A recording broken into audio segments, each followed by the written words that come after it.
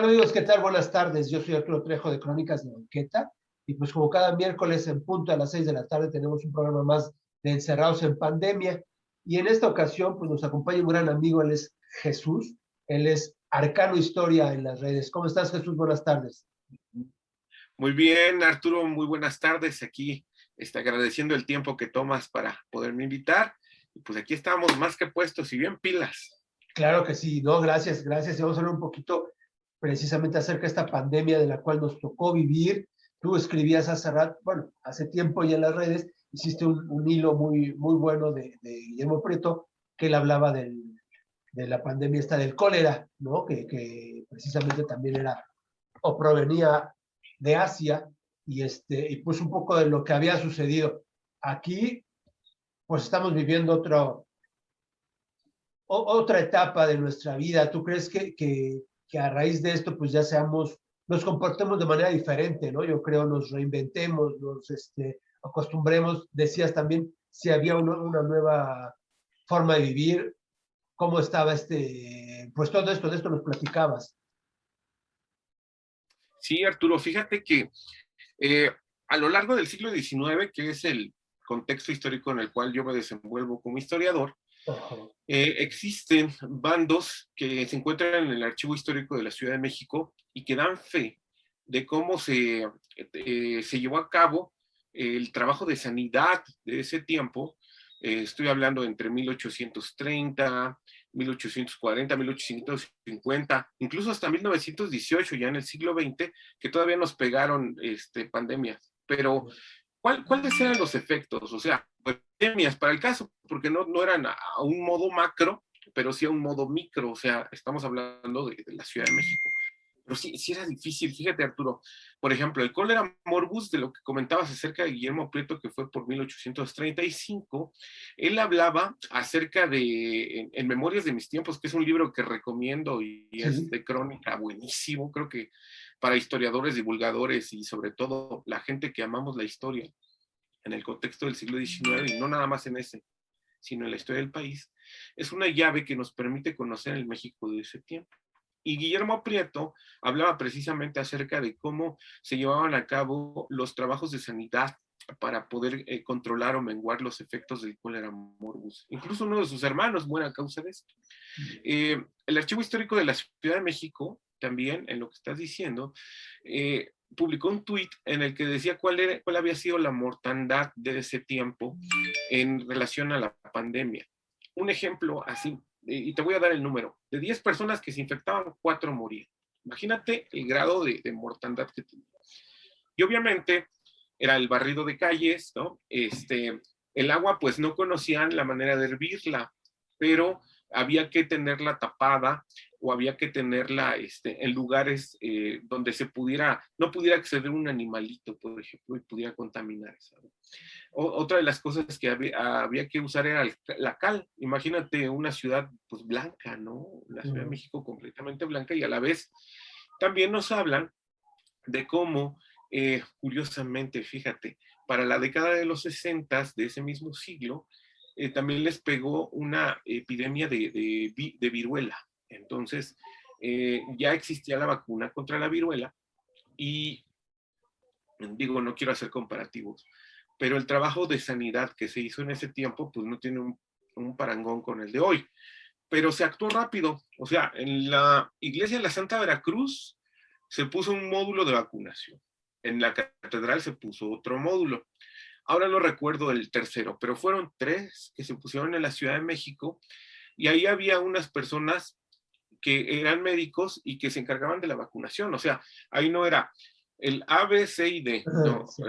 vámonos de manera generalizada a vacunar. No vamos a comparar la población del siglo XIX con la del siglo XXI, o sea, estamos hablando de millones de personas, pero fue muy rápido. Luego entonces, regreso al cólera morbus en la década de los 30, también se ponían unas banderitas en las casas donde estaba un enfermo de cólera, y entonces no eran médicos, sino más bien eran como inspectores de sanidad que acudían y verificaban en qué condiciones se encontraba el enfermo. Obviamente también había que tener aislamiento.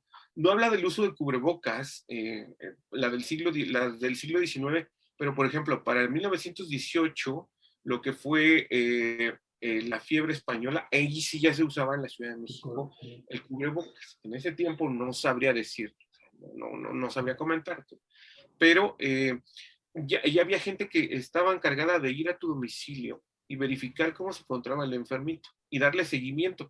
Y eso se repitió, por ejemplo, para la década de los 60 con la cuestión de la viruela. Y así, el tifus, por ejemplo, también fue otra de las epidemias que pegó mucho en la Ciudad de México, pero habría que entender también las condiciones de higiene en las que convivía la gente del siglo XIX. O sea, estoy solamente hablando del siglo XIX. Y pues no tenían las mismas condiciones que tenemos hoy día. O sea, como que también nos hemos hecho, si vale la expresión, un poco más débiles en ese sentido, ¿no? Como que no, nuestro organismo, en vez de estarse haciendo fuerte contra los virus, se está haciendo cada vez más débil, ¿no? Pero, en fin, son cosas que pasaron en el siglo XIX, pero tienes razón, el testimonio de Guillermo Prieto es valiosísimo para entender eso. Y también de Manuel Paino, ¿no? En Los bandidos de Río Frío, también nos cuenta ese tipo de cosas. Sí, exacto. Y aparte son dos libros estupendos que sí recomendamos completamente, ¿no? Memorias de mi tiempo y Los bandidos de Río Frío. Un poco extenso el de Bandidos de Río Frío, pero de verdad, pues, sí, pero de verdad buenísimo. Buenísimo. Así Yo lo disfruté, y es de los libros que sí a veces dices, híjole, esto es igual que un directorio, pero lo disfrutas página con página, de verdad te imaginas las cosas y está súper bien. es que tenían una manera de expresar las cosas. Mira, yo no tengo nada de Guillermo Prieto, pero por ejemplo, si me pones a los dos escritores juntos, a lo que es Guillermo Prieto y Manuel Paino, me voy a quedar con Paino, ¿no? Y de hecho la biografía hace poco, Arturo, está por escribirse un libro de costumbristas, que por cierto traigo una playera de los Trigarantes. Somos un grupo de personas que somos apasionados de la historia, nos gusta la historia, y nos animamos a escribir un libro sobre los costumbristas en el siglo XIX. Entonces, pues mira, si me permites, quiero saludar a César, a Janitzio, a César Hernández, a Germán, a Hugo, a Juan Carlos, a Greg, y no sé si me faltó alguien, pero bueno, son ellos los que también me apoyaron para poder sacar a la luz este libro. Hacíamos charlas así y les dije, pues vamos a publicar un libro. Y entonces ahí surge este costumbrismo y a mí me encanta Manuel Paino. Yo soy feliz con Manuel Paino. Cuando lo leo, es el ejercicio imaginario de cerrar los ojos e imaginar el siglo XIX como lo pintan ellos, que te lo dan, prácticamente tus sentidos pueden percibirlo, ¿no? Pero Claro. sí, siempre por compañía. Claro, y aparte a veces es como por asociación, cuando recuerdas algo, ¿no? Es Ay, como, creo que por ahí se cortó un poco, Arturo. ahí está, Listo. yo te veo. Que aparte te digo que es como un poco por asociación cuando recuerdas algo, y es como una comida, ¿no? O sea, que te trae el recuerdo de la abuelita, que te trae el recuerdo de la mamá, cuando te hacía, y así me tocó cuando yo estaba leyendo Los bandidos de Río Frío, en mis viajes yo vivo en Coacalco y tomo el suburbano para ir a la Ciudad de México. Y me propuse leerlo todas las mañanas, volverlo a releer. Y casualmente tocaba como una melodía siempre el suburbano, porque ya ves que tiene su sonido aparte, y tocaba con una melodía y la asocio. Y entonces asocio esa oportunidad de leer con la música, y cada vez que la oigo me recuerda como a un pasaje, porque también, pues como dices, la memoria va construyendo su propia historia, ¿no? Y me contaba de la iglesia de Merced de las Huertas, cuando pues eran rumbos desconocidos, lejanos. Entonces me imaginaba yo la iglesia, me imaginaba, o sea, todo esto es lo bonito de la lectura, ¿no? De poderlo leer. Y como dices, es formidable leer a Paino e imaginarte cada cosa que dice. Y sabes que, amén de lo que estás diciendo, leer, por ejemplo, a Paino, El hombre de la situación, El Fistol del Diablo, Los bandidos de Refrio, que platicaba con don Héctor de Mauleón, y fíjate que encontré de Manuel Paino, digo, contándote esto que estuve trabajando, el señor, cuando muere, Se dice que dejó unas memorias inéditas. Entonces, por ahí quedamos, ¿no? Con la nota periodística. Y entonces, pues, dije, voy a empezar a buscar un poco más, voy a empezar a hurgar. Y resulta que sí escribió esas memorias inéditas, pero las dejó inconclusas. Según su yerno, dice que las dejó inconclusas porque él terminó sus años de vida aquí cerca de San Ángel. Entonces, su sepelio fue muy, muy, muy escueto. Casi no hubo, pues, gente de la política, ni mucho menos de la literatura. Hay que entender que también ya llevaba un roce con Juárez, como muchos liberales lo tuvieron, pero venga, al Chato, como le decían despectivamente, pues sí tuvo ya, como que lo dejaron un poquito hacia el lado, pero a lo que voy, y para concluir el comentario es que quizá los bandidos del Río Frío sean las memorias del mismo Guillermo Prieto, entre todos estos viajes, entre todas estas cuestiones que tienen que ver con lo inmerso en la política, con lo inmerso en la literatura, con lo inmerso en el costumbrismo, lo que comentas tú, es cierto, cuando lees Los bandidos del Río Frío, por ejemplo, yo que vivo muy cerca del Canal de la Viga, ¿te acuerdas que platicábamos la última vez que nos vimos en persona también me hiciste el favor de compartir una charla conmigo? Pues te imaginas esto que narra Manuel Paino, la villa, por ejemplo. Acabo de ir a Chalco a hacer un trámite jurídico y pasé por la Casa Colorada, que también hace mención Manuel Paino. Y entonces la mente va por aquellos rumbos y te vas al siglo XIX y viajas en este imaginario, ¿no?, que nos dejaron estos señores. Ese es el legado de Paino y ese es el legado de Prieto también, claro, afortunadamente. Claro, claro, muy bueno. Y también un poco en relación a esto, digo, el programa es Encerrados en Pandemia. Ya vimos que hiciste este libro, pero ¿qué más has hecho, pues, estando encerrado durante esta pandemia? Que decían, vamos a mantenernos encerrados una cuarentena, y mira, ya llevamos un año, y afortunadamente ya están las vacunas, lento, pero ahí va. Yo te comentaba hace rato, tras bambalinas, ya me toca el viernes la vacuna. Yo me siento feliz porque a nosotros que nos gusta andar pata de perro, pues ya te sientes como más tranquilo, ¿no? Aún no bajando la guardia, por supuesto, pero ¿qué has hecho tú durante todo este año ya? Ok, mira, Arturo, desde que nos vimos la última vez, que fue, si no me equivoco, el año pasado, no, hace 2 años, Ajá, te decía que pasado. estaba trabajando sobre el libro de Miramón. Ya lo Ajá. tengo, ya está por publicarse. No sé si lo voy a presentar el 17 de noviembre, que es el cumpleaños de Miguel. ¿Por qué?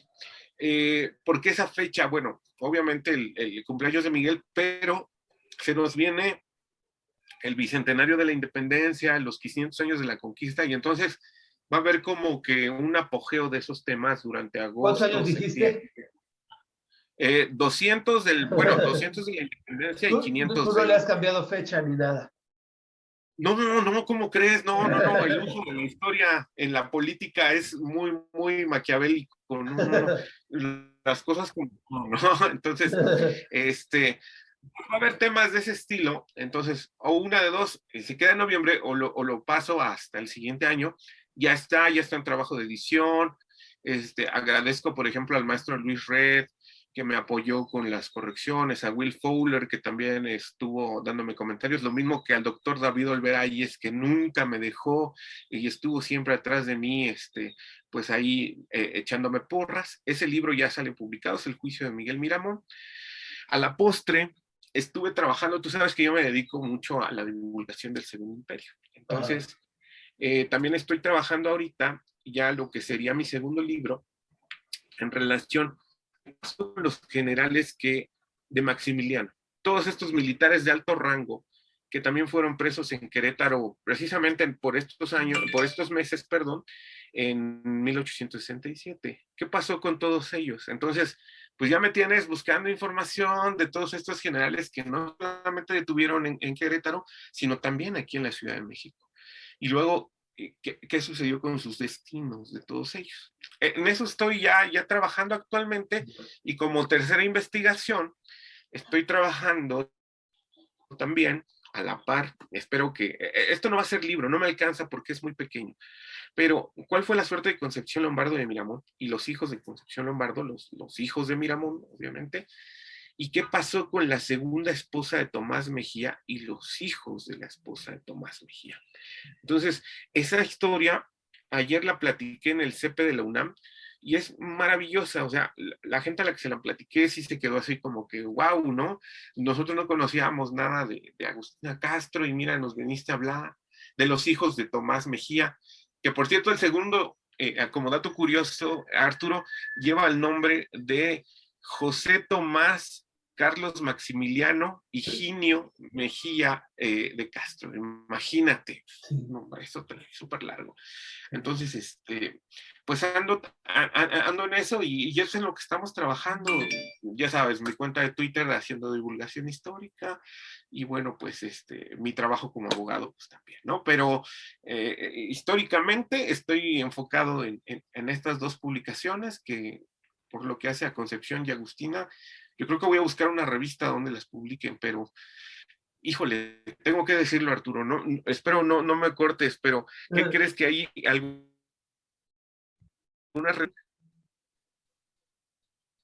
Oye, no te estoy cortando yo, pero creo que es en o internet. sea, te cobran a ti como autor para que salgan publicadas en sus revistas? Y pues a veces no sé, a ver, dime, ¿dónde repito? ¿Dónde no se escuchó? Ya, ahí está, en donde dijiste, no sé si me cortas, si me cortes. Ah, no sé si se corte, pero bueno, te Va. decía que algunas revistas de carácter de divulgación histórica en la Ciudad de México, y no nada más en México, sino en el país, te cobran a veces por publicar tus artículos. Y a veces es chamba, ¿no? Chamba donde tú vas a los archivos, o estás en los Claro. documentos parroquiales, o estás leyendo, y pues sí, se me hace medio feyón, pero bueno, si no sale aquí en la Ciudad de México, les paso el link, porque hay algunas que me ofrecen espacio en Argentina y en Chile. Entonces, quizá por allá salga publicada, pero ya lo traemos para acá, para México, ¿no, Arturo? Entonces, Claro, así, claro, así andamos. claro. Esto es, pues, bueno, lo que te ha permitido y seguir investigando, pero como lo has hecho, y ahora la investigación es de forma digital, virtual, porque a veces no podemos ni salir, bibliotecas cerradas, los archivos cerrados, ¿no? También te has enfrentado a eso. ¿Qué crees? Eso es a lo que nos enfrentamos los historiadores, ¿no?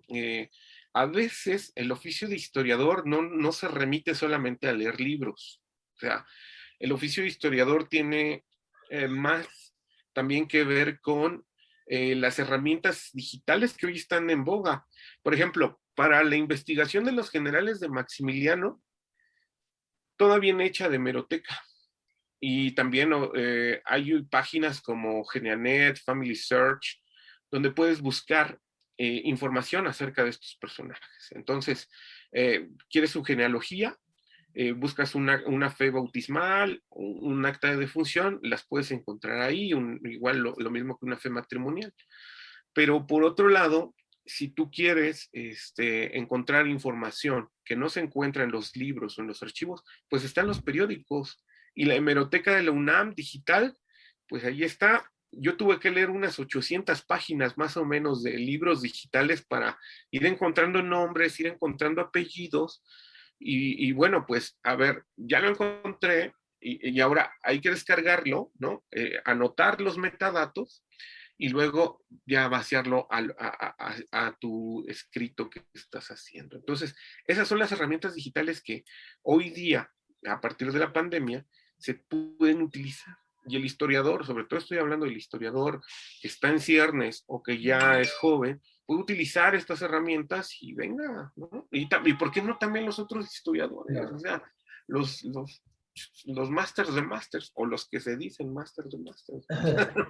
Oye, que también al respecto, hay mucho, ¿qué podemos decir? Quizá no es pleito, pero los egos a veces sí los tocan a las personas y los del colegio peleados con los que no y los que divulgamos tampoco los aceptan tanto. Hay como ese celo entre de historiador a historiador, ¿no? Sí, fíjate que se dice, ¿no? Hay personas que divulgan la historia, que hacen crónica, y a veces lo hacen mejor que el mismo académico que está tras esos escritorios ya vetustos y con una historia de, ¿qué te puedo decir? De estos programas que les dictan a los chavos y que ya se saben los libros. A ver, sácate estas copias y Ajá. léete de la página 10 a la página 20, ¿no? Y te voy a enseñar el oficio historiador. Pero el oficio historiador va más allá, Arturo. Creo que en la cuestión, como acabamos de decir, de leer libros, de leer periódicos, de buscar herramientas digitales, también hay que hacer la investigación in situ. Y a veces el caminar, recorrer las calles, los ejercicios imaginarios que hablábamos hace un momento, son herramientas importantísimas. Veamos, ¿qué te hace a ti más historiador o menos historiador que a mí? O sea, yo tengo un título ahí que me otorgó la Universidad Autónoma de la Ciudad de México y me dice, tú eres historiador, ¿no? Ok, pero estoy yo muy agradecido con mis docentes, te lo juro, yo estoy súper agradecido con lo que hicieron por mí, pero la chamba de historiar, la verdadera chamba de historiar, la tienes que hacer tú. Bueno, pues no va a estar ahí tu maestro y diciéndote, oye Jesús, tienes que ir al archivo, y ahora buscan esta fuente, y ahora haz esto, ¿no? También de ti depende picar piedra y sacar adelante tus proyectos. Y entonces, en, ya en el ámbito de lo que es la divulgación histórica, cronistas y divulgadores, hay unos muy buenos, muy, muy buenos. Obviamente te pongo en ese catalogación y te voy a hablar del cronista de Pinal de Amoles, Rubén Páramo Queró. Acaba de publicar un libro sobre Tomás Mejía, buenísimo, buenísimo. Y es un cronista, ¿no? Y él se dice cronista y a veces ya superó, creo que a los historiadores, ¿no?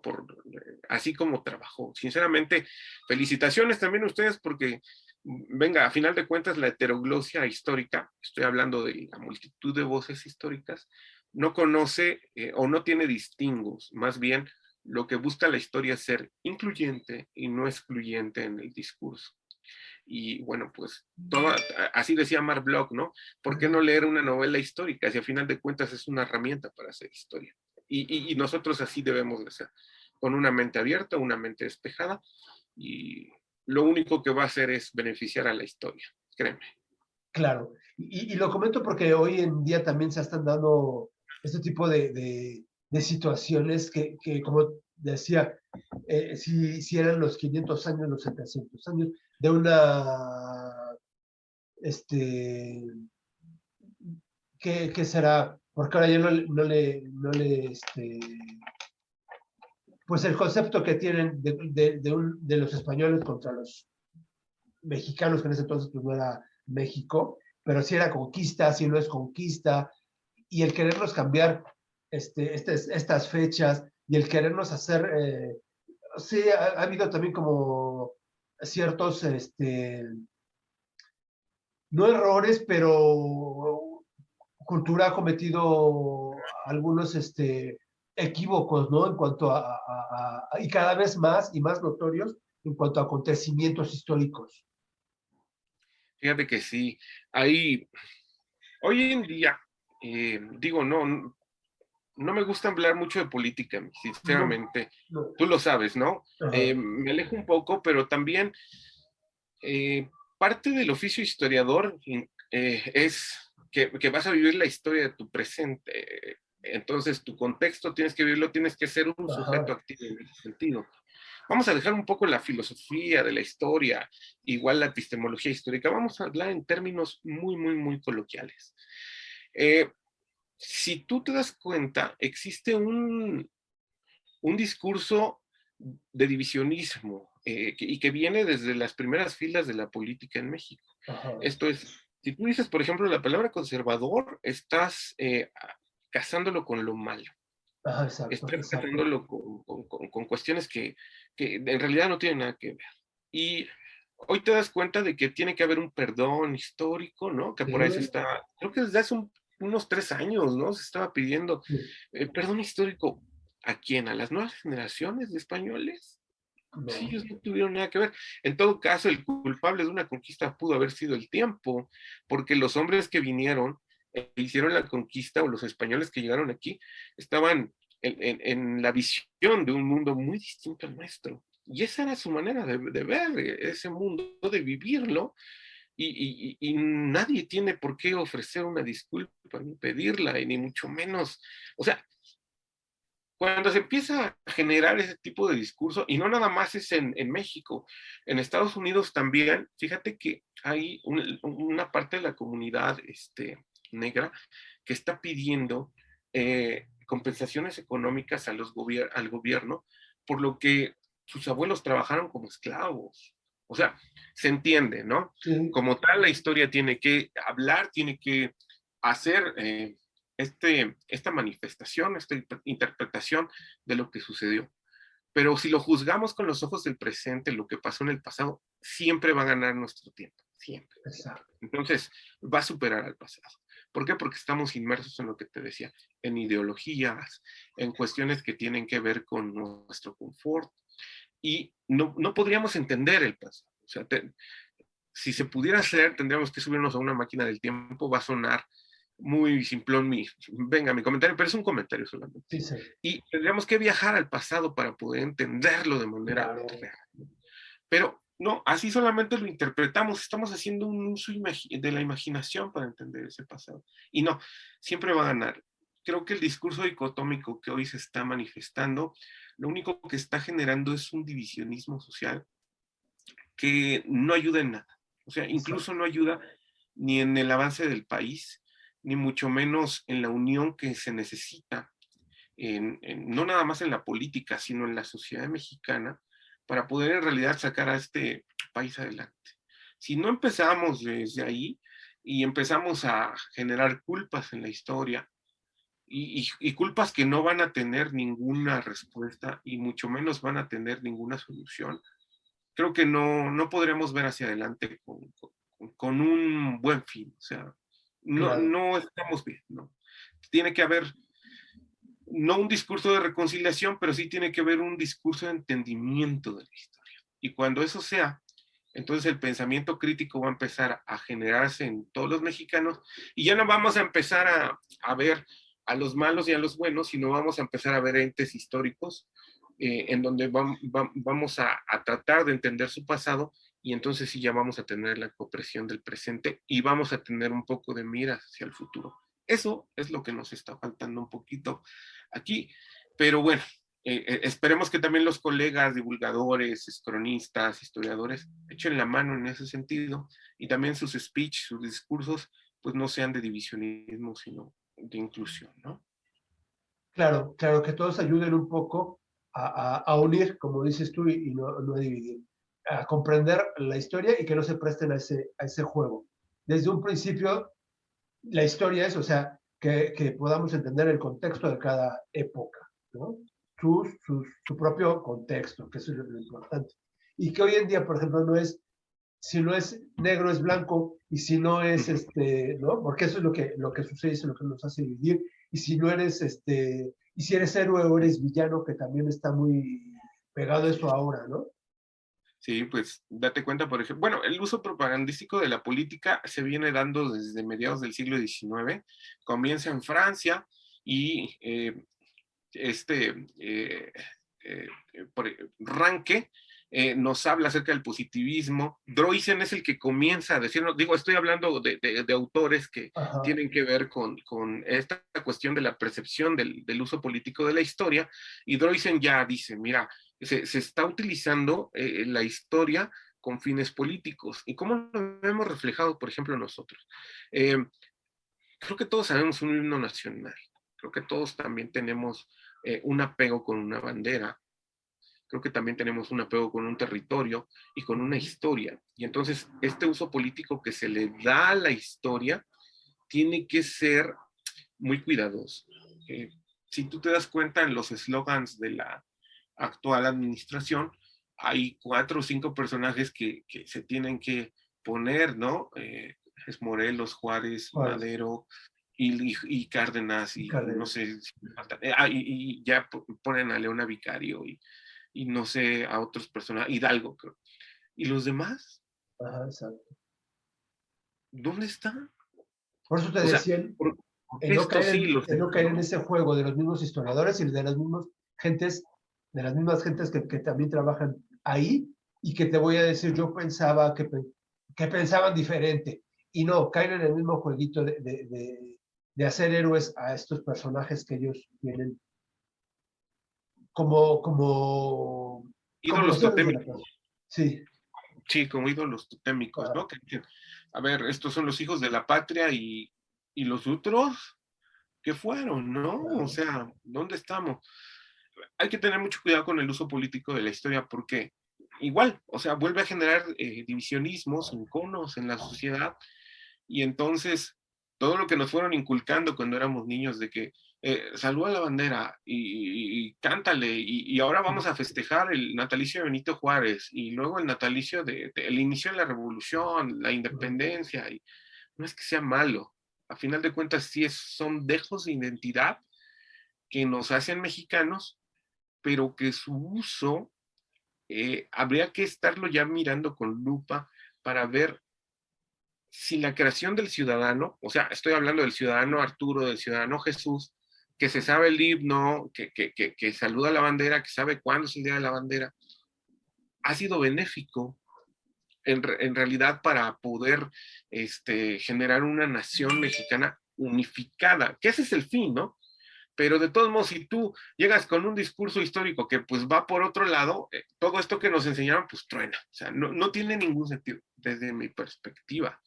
A ver, yo respeto la de los demás, pero venga, es una opinión muy personal. Claro, claro, sí, sí, sí. Y por eso estamos así unos con otros, pero pues bueno. Así es, Arturo, así es. Pero tenemos que utilizar la historia también con buenas miras, ¿no?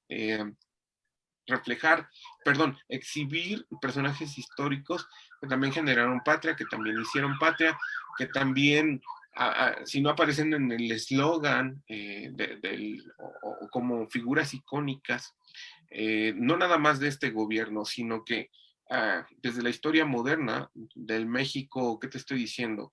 Del PNR, ya se empieza a utilizar este tipo de símbolos, ¿no? Y se empiezan a decir, a inclinar por una historia que va encaminada a un discurso, como te vuelvo a repetir, de la creación de ciudadanos. Entonces, no es culpa tampoco de este gobierno, o sea, otros tantos lo han hecho, lo han utilizado la historia, la han acomodado a su modo, pero lo que nos corresponde a nosotros, y esa es la obligación de los divulgadores, de los cronistas, de los historiadores, es eh, pulir la historia y sacarla lo más prístina que se pueda. Entonces, eso es lo que nos corresponde. Claro, claro, y eso es lo que estamos haciendo, ¿no? Bueno, lo que pasa es que también que nos dejen hacerlo, porque la guerra en el Twitter está ahorita, pero sí, a todo lo que da, porque es Sí, es cierto. ¿no? A todo lo que da.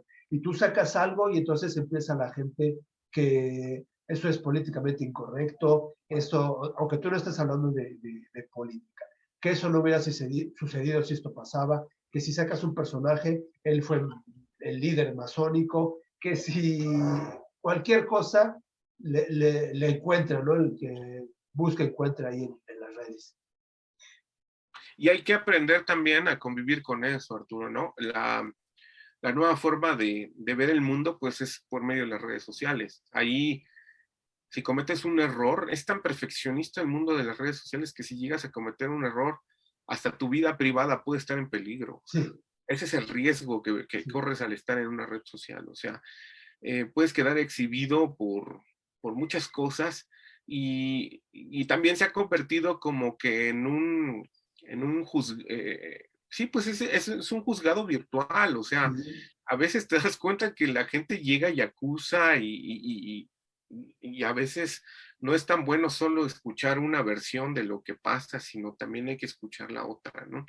Pero hay que saber convivir con eso. Y el otro lado de las redes sociales es que se permite la divulgación histórica. En lo Sí. personal, a mí me encanta hacer la divulgación histórica. Yo comparto a veces documentos y los pequeños de historia, alguna opinión histórica o algo que traiga aparejado alguna efeméride, y se comparte y a la gente le agrada conocer ese tipo de cosas. Y tú también lo has hecho, ¿no? Nos has recordado eh, por medio de imágenes, a lo mejor de un dulce, de un juguete, pues nos recuerdas la infancia y nos recuerdas Sí. también eso también es historia y nos hace pasar unos momentos agradables. Eso también es parte de lo que es las redes sociales. Claro, gracias. Y una vez para que te busquen a ti en las redes, ¿cómo estás en Twitter? Bueno, yo estoy como, el nombre lo pueden buscar como Arcano Historia, Ajá. Arcano Historia, o es mi nombre en arameo, que es Jesús, pero bueno, se escribe con I latina, Oshua, sería Joshua, y entonces así lo pueden buscar. Eh, así, no sé, van a encontrar igual un tweet random o van a encontrar de repente un hilo de historia, ¿no? Pero Excelente. ahí andamos nosotros bien felices compartiendo pues un poquito de lo que nos gusta, ¿no? Y para eso sirven también las redes sociales. Claro, claro, claro. Y uno de tus libros, ese ya está a la venta, ¿no? Ya te digo, Arturo, ya va a estar. Ajá, El otro ajá. que se presenta mañana, el día jueves, es una publicación que hice con la Universidad de Atacama en Chile, se llama México Paisaje de Copiapó. Entonces, ya estaba desde el año pasado, pero ¿qué crees? Que por cuestiones de la pandemia ya no se pudo presentar. Entonces, mañana jueves se presenta a las 6 de la tarde. Yo paso el link ahí en las redes sociales y bueno, ahí ya vienen participaciones mías y es una historia muy padre entre México y Chile, la unificación histórica de estos dos países. Y bueno, pues espero no se lo pierdan. Ahí ya Arcano ya escribió y ya vienen los demás. Bueno, Jesús García ya escribió, ya vienen los demás, ¿no? Ya están aquí. El de Miramón ya está calientito, ya nada más es cuestión de que le demos control P y órale, vámonos ya.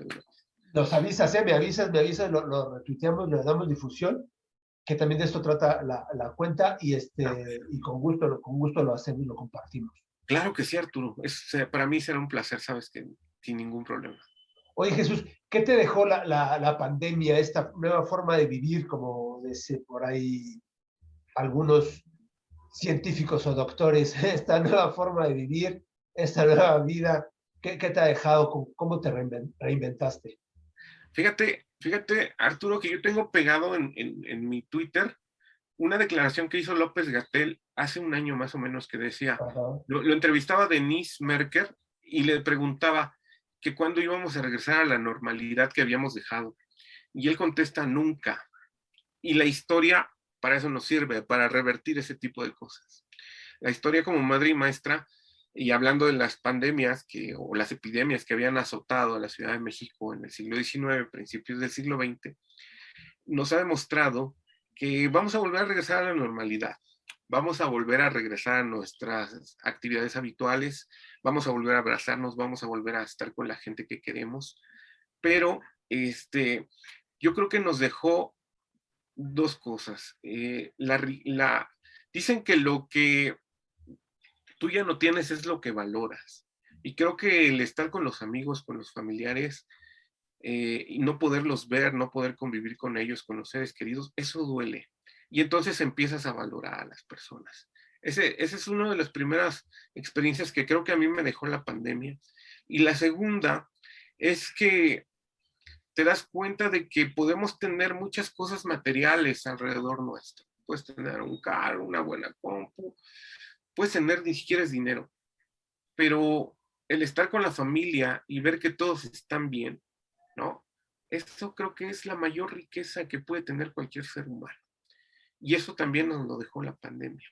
Esa cuestión de ver a tus seres queridos, si bien es cierto, nos encerraron por fuerza, pero a lo mejor, ¿cuántas familias mexicanas no comimos juntos todos? Y se hizo de nuevo una tertulia, una charla, a lo mejor hasta los hermanos empezaron a decir de cosas, lo que tú quieras, pero volvimos a estar en familia y dejamos a un lado el mundo digital y dejamos un poquito al lado estas cuestiones de carácter, pues no sé cómo llamarlos, material, y te das cuenta de que estar con la familia, esa es la verdadera riqueza. Entonces, la valoración de las personas o tus seres queridos que no pudiste ver y la riqueza de la familia. Esas creo que son las dos cosas que a mí en lo personal me dejó la pandemia como enseñanza.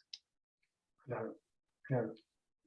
Y lo bueno, dices, poder entender lo que nos ha dejado, ¿no? Porque la persona que no entienda esto que nos dejó la pandemia, pues creo que no tuvo caso haberla vivido. Pero el poder comprender y entender, siento que es lo importante. Como dices, un abrazo, un saludo, estar con algunos familiares o amigos, Ujú. eso es lo bonito. El querer salir, ¿no? Porque dice la gente a veces, a nosotros que nos gusta estar afuera, queremos ya que esto cambie para inmediatamente salir y que los museos estén llenos y que muchos lugares estén llenos. Ojalá que sí sean los museos, ¿no? Porque lo más seguro es que sean los restaurantes y los cines, pero que también sea parte de esto, pues, los museos. No, y que exista ya la reactivación económica, la gente que perdió su trabajo por esta pandemia, la Ajá, gente que, deja tú el trabajo, la gente que perdió familiares sí, por la desgracia que fueron tocados por la pandemia. Y eso es dolorosísimo. Y no estamos hablando de un mexicano. Así hubiera sido la vida de un mexicano, ya duele. exacto. Estamos hablando de una cifra pues ya bastante elevada. Y y habrá que esperar los censos para ver a qué población pertenecían esas personas, porque si pertenecían, por ejemplo, eran obreros o campesinos o gente que no podía dejar de trabajar mientras a lo mejor nosotros estábamos en casa, eso todavía va a ser el doble de doloroso. Entonces, no importa el género, no importa si fue hombre, si fue mujer, importa que fue mexicano o mexicana y que por cuestiones sorpresivas, porque ningún gobierno estaba preparado para esta pandemia. También eso creo que es otra de las enseñanzas que nos deja la pandemia. En Europa viste cómo sufrieron, ¿no? Y Sí, estamos hablando del primer mundo, Estados Unidos claro. igual. Un país como México pues también iba a tener sus repercusiones, no nada más materiales, sino en este caso de mortandad y la pandemia pues tiene que dejarnos esa enseñanza de que la ciencia es una puerta que nos puede abrir perspectivas interesantes para poder combatir o tener esta, pues no sé, una herramienta que pueda contrarrestar en un futuro otra pandemia. Eso no quiere decir que ya se acabó, o sea, el COVID a lo mejor se queda, pero vendrán a lo mejor otro virus Sí, y a lo mejor más letal que y bueno, hay que estar preparados y por tanto siempre con la guardia arriba. claro, claro que sí. Ojalá que no sea pronto, que espere otros 100 años para que pueda regresar, ¿no? Así es. Jesús, muchísimas gracias. Buenas tardes, gracias por tu tiempo. Y Gracias, pues, Arturo. y gracias porque también, pues, gracias a esto nos hemos acercado con la tecnología, pudiendo estar una persona en un lado y otro en otro, ¿no? Sin que sea presencial, pero acortar esa distancia con este aparatito que tenemos y hacer una entrevista. Así es, Arturo. Bueno, pues ya sabes, espero que pronto nos podamos ver. Claro. Hay que seguir teniendo muchas ganas, guardia arriba, a comer frutas y verduras, ya sabes, ¿no? Arriba los rudos. Yo soy todavía de eso, sí. Entonces, apoyar la economía mexicana y también la extranjera, ¿por qué no? Vamos a echarle para adelante, que el país no se va a cambiar porque una persona esté en el ejecutivo, sino depende de todos nosotros. Y ánimo, hay que Claro, dejar un mejor México para nuestros niños. claro que sí. Muchísimas gracias. Yo te agradezco. Un Pues abrazote, Arturo. gracias igualmente. Recibe otro. Y yo me despido, amigos. Nos vemos el próximo miércoles en un programa más de Encerrados en Pandemia. Cuídense mucho. Hasta Chao. pronto. Bye.